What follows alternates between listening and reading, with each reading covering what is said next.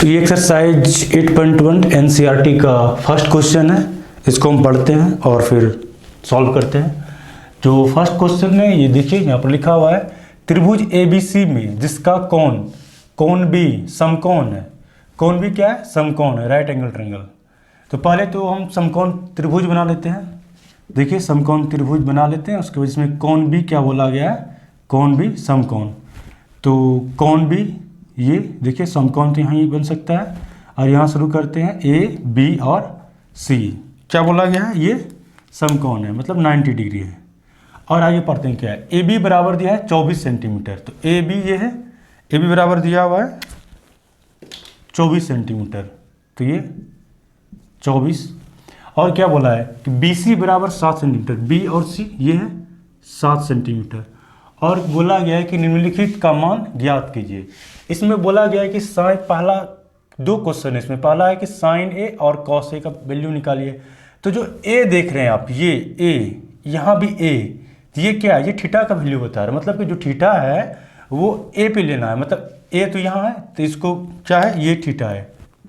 देखिए समकोण त्रिभुज, तो ये 90 डिग्री और ये क्या हुआ? थीटा। क्योंकि A साइन A है। अगर C बोलेगा, यहाँ पर दूसरा क्वेश्चन में C है, तो थीटा यहाँ बना देंगे। अभी तो हमको पहला क्वेश्चन सॉल्व करते हैं, फिर दूसरा करेंगे।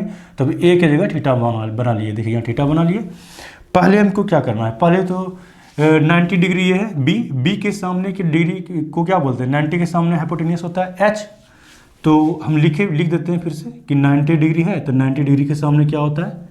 H हाइपोटेन्यूस होता है कर्ण। और थीटा के सामने क्या होता है? थीटा के सामने होता है परपेंडिकुलर, यानी कि लंब। बस इतना ध्यान रखना, जो बचेगा वो आधार हो जाएगा। तो 90 है, 90 के सामने क्या हुआ? H। और थीटा के सामने, थीटा तो यहाँ A बना है, थीटा के सामने 7 है, ये क्या हुआ? ये हुआ परपेंडिकुलर P। और जो बच गया ये क्या है? B, यानी कि बेस। एक बार इसको अंडरलाइन कर देते हैं। देखिए H है, B है और P है। तो B तो दिया हुआ है, P भी दिया हुआ है, H नहीं दिया है। पहले तो H बराबर हम निकाल लेते हैं। तो H बराबर फार्मूला क्या होता है? H स्क्वायर बराबर फार्मूला होता है, H स्क्वायर बराबर होता है कि P square plus B square. तो P square plus B square. देखिए ब्लैक पेन से बनाते अच्छा रहेगा। तो H तो निकालना ही है। H स्क्वायर बराबर P का वैल्यू क्या है? 7, तो 7 का स्क्वायर प्लस B का वैल्यू 24 का स्क्वायर।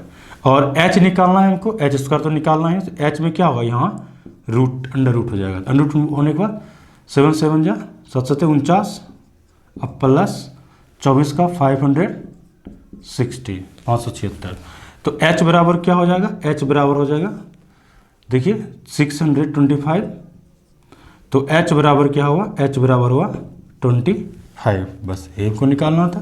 देखिए H का वैल्यू हो गया, तो यहाँ क्या निकला? H बराबर निकला 25।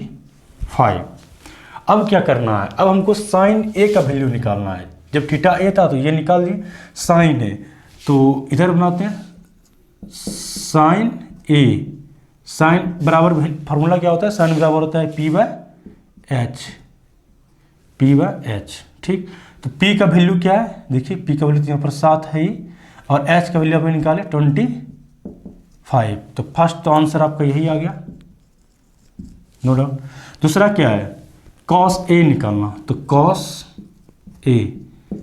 A बराबर क्या होता है? cos बराबर होता है B/H। तो B का वैल्यू क्या है? 24 और H का वैल्यू 25। ये हो गया, आंसर निकल आया। ये फर्स्ट का आंसर है। देखिए ये है, ये वाला बन गया आपका। अब सेकेंड क्वेश्चन क्या बोल रहा है? सेकेंड बोल रहा है कि साइन C और कॉस C, यानी थीटा का वैल्यू क्या रखना है? C। तो थीटा का वैल्यू जब C रखेंगे तो थीटा तो यहाँ हटाना पड़ेगा हमको। अब C की जगह यहाँ थीटा देना पड़ेगा। देखिए जब यहाँ थीटा देंगे तो हाइपोटेन्यूस तो 90 के सामने ये रहेगा, लेकिन थीटा के सामने परपेंडिकुलर। अब ये क्या बन जाएगा? अब ये बन जाएगा परपेंडिकुलर, थीटा के सामने परपेंडिकुलर। तो इसको मिटा देते हैं B। अब यहाँ पर क्या लिखेंगे? P। अब ये P बन गया। और ये क्या बन जाएगा? ऑब्वियसली ये बन जाएगा बेस, यानी कि आधार। किसके लिए बन जाएगा? B, जब थीटा बराबर C हो। ठीक, अब क्वेश्चन क्या, दूसरा क्वेश्चन है कि साइन सी और कॉस सी निकालिए। ठीक है, यह इधर निकाल देते हैं हम, सिंपल साइन सी। ठीक है, साइन सी, साइन बराबर होता है पी बाय एच, और पी बाय एच तो पर पी कहाँ है 24,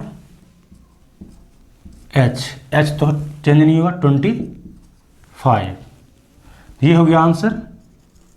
और फिर दूसरा क्वेश्चन क्या, दूसरा है कॉस सी, तो कॉस सी, कॉस बराबर होता है बी बाय एच, और बी देखिए 7 और एच का वैल्यू 25, ये हो गया।